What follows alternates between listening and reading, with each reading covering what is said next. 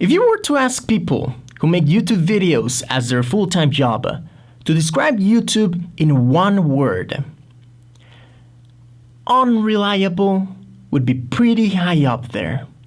Hey guys, how's it going? Welcome back to DavidPlays. My name is David, and today we are not going to be playing. We are going to be talking. You see, I've had a lot of things on my mind lately, and I felt like there's a lot of things I want to say. And when a YouTuber has a lot of things to say, well, we make a YouTube video about it. Consider this an always loving but stern letter to YouTube, because we all love YouTube very, very much. I've been treating YouTube as my full-time job for 5 years now, and I wouldn't still be doing it if I didn't love it. We all love YouTube. But when you make YouTube videos as your profession, and I think it was Philly D who said this first, YouTube starts feeling like having a drunk father.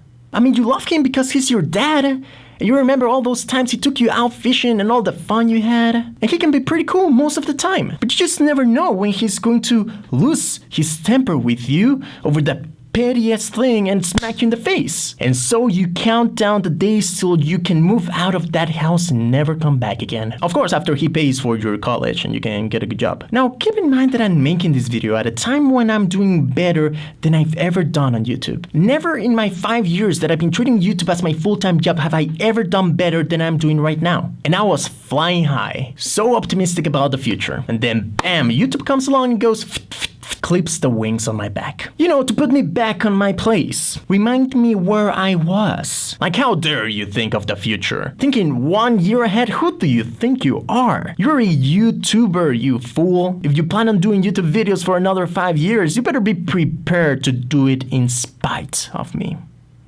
Because you guys, just this past weekend, I got a community guideline strike on my channel. Now, I know what you might be thinking. You might be thinking, that's it? So you won't be able to use the live show feature on YouTube for the next 6 months. So what? You hate that thing anyway. It's overly complicated and the comments are always super delayed. But you see, it's not about not being able to do a live show for the next 6 months. It's about the fact that for the next 6 months, I would be 2 strikes away from YouTube taking away my livelihood. What I used to pay my mortgage with, buy the clothes I wear, the food I eat. I've uploaded about 850 videos to DavidPlays. If 0.3% of my videos are considered by someone somewhere on YouTube to be against the community guidelines, my channel is gone. It doesn't matter if 99.7% of my videos are good, 0.3% will have the same consequences as a channel that has 3 videos uploaded and they're all against the community guidelines. I wonder if the policy team at YouTube realizes this.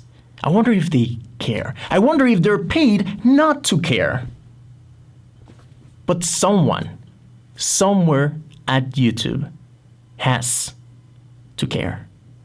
Because then you have YouTubers counting down the days till they can stop being YouTubers. And some YouTubers have already stopped counting.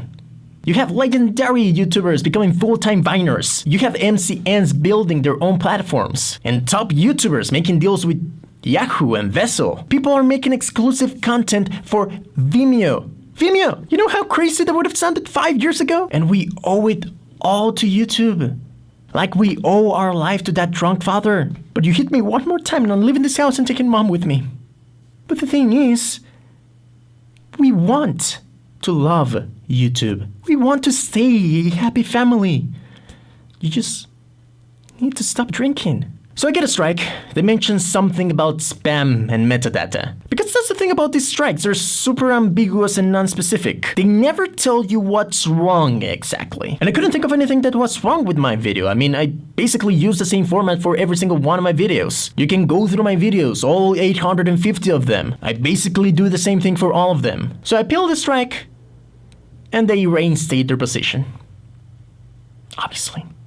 So I email partner support, which, I have to say, amazing. Whenever I've emailed partner support, they've always been fast to answer and fast to solve my issue or answer my questions. If there was something I wish was easier about partner support is, you know, maybe make it easier to contact them? You know, because you go through the YouTube help and click contact us. Then you select from these different topics that will then not even give you an option to email them. Like, no, this is all we have to say about that. We're not hearing any more about it. Now, I understand there's way too many people making videos to answer each question anyone might have personally. But when you're making thousands of dollars of the videos I produce, you can afford to answer an email. And they do. Once I'm able to contact them, they're super nice and attentive. And just like that, they let me know that the policy team has decided to remove my strike out of courtesy. How courteous of them. And they told me to go read up on spam and metadata.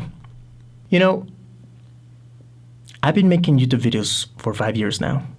You know, I wonder how long the people making these livelihood-threatening decisions have been working at YouTube. Point is, I think I have a pretty good grasp of what metadata is. And I thought I had a pretty good understanding of what spam was. I mean, all my metadata is descriptive of my video and the game I'm playing. None of it is misleading. I don't copy and paste a bunch of tags in the description of my video. So what is it? I still don't know. They refuse to be specific. And that's the problem. The limited dialogue. That for some reason they can't be like, hey, this specific thing here, we frown upon that. Better change that. Instead, they try to explain to me what metadata is.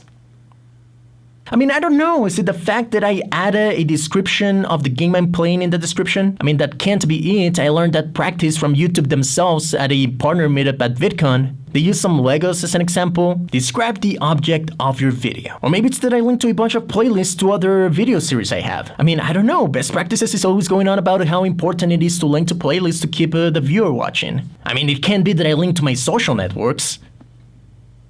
Right? Maybe it's the fact that in the first few lines of the description, I describe the video the way I describe it in the title. But then again, that's what best practices tell you. Put the most important information about your video at the very beginning. So I don't know. And it's kind of psychotic. Drunk and psychotic. God damn. It's like one voice of YouTube is telling you one thing and another voice of YouTube is telling you the opposite. And then there's no open dialogue to clear things up. I mean, becoming successful on YouTube is exceedingly hard. So you want to follow best practices to have a better shot. But what one voice of YouTube calls best practices, the other voice calls it trying to game the algorithm.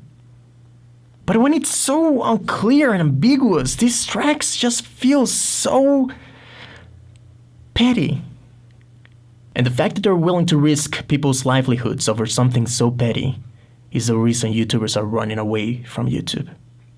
But anyway, I just needed to get that off my chest. Hopefully YouTube doesn't delete my channel, because that would suck. But otherwise, I'll see you here back tomorrow for more videos as usual. Thanks for listening.